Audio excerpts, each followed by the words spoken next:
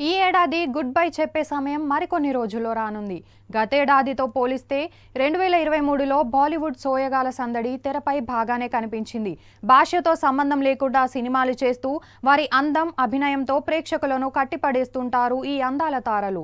చిత్ర పరిశ్రమలో కథానాయికలపై ఒకసారి star status పడిందంటే చాలు, ఏడాదిలో వరుసగా 4-5 సినిమాలు చేస్తూ తెరపై వారి అదృష్టాన్ని పరీక్షించుకుంటారు.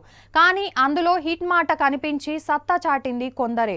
మరి ఈ ఏడాది అదృష్టం కలిసొచ్చిన అందాల భామలు ఎవరు? పరాజయాన్ని అందుకున్న నాయికలెవరు?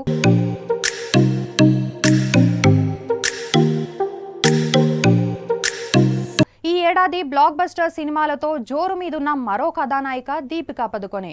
పఠాన్, జవాన్ సినిమాలతో సినీ ప్రియుల దృష్టిని తన వైపుకు తిప్పుకుంది భామ. సినిమాల్లో హీరోలకు దీటుగా యాక్షన్ సన్నివేశాలు చేస్తూ ప్రేక్షకులను ఆకట్టుకుంటుంది.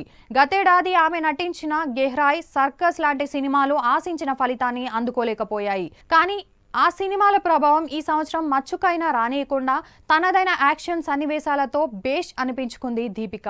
ఈ ఏడాది విజయ పదంలో దూసుకుపోతున్న ఈ భామ ప్రస్తుతం అగ్ర కథానాయకుల సినిమాల్లో కథానాయికగా అవకాశాలను సొంతం చేసుకుంది. భాషతో సంబంధం లేకుండా సినిమాలు చేస్తూ బిజీగా గడుపుతోంది యువ కథానాయిక జాన్వీ కపూర్. త్వరలో దేవరా సినిమాతో తెలుగు ప్రేక్షకులను అలరించడానికి ముస్తాబవుతోందేమే.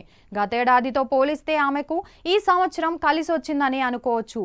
వరుణ్ ధావన్, ఆమె జంటగా నటించిన ప్రేమ కథా చిత్రం బవాల్ ఈ ఏడాది విడుదలై విమర్శకుల ప్రశంసలు అందుకుంది.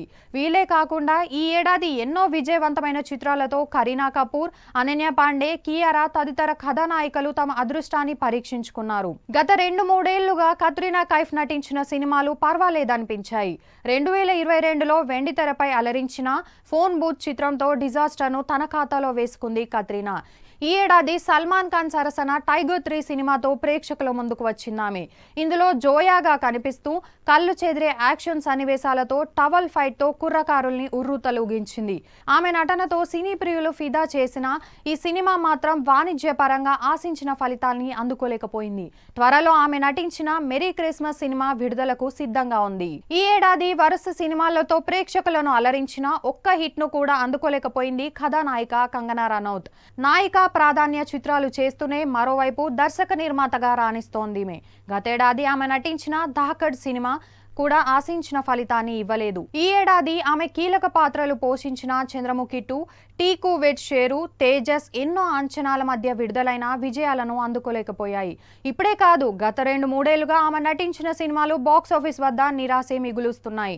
2023 పరాజయాల్ని ఆమె ఖాతాలో వేసుకున్న కంగనా వచ్చే ఏడాది విడుదలకు సిద్ధంగా ఉన్న ఎమర్జెన్సీ సినిమాతోనైనా హిట్ బాట పడుతుందో లేదో చూడాలి.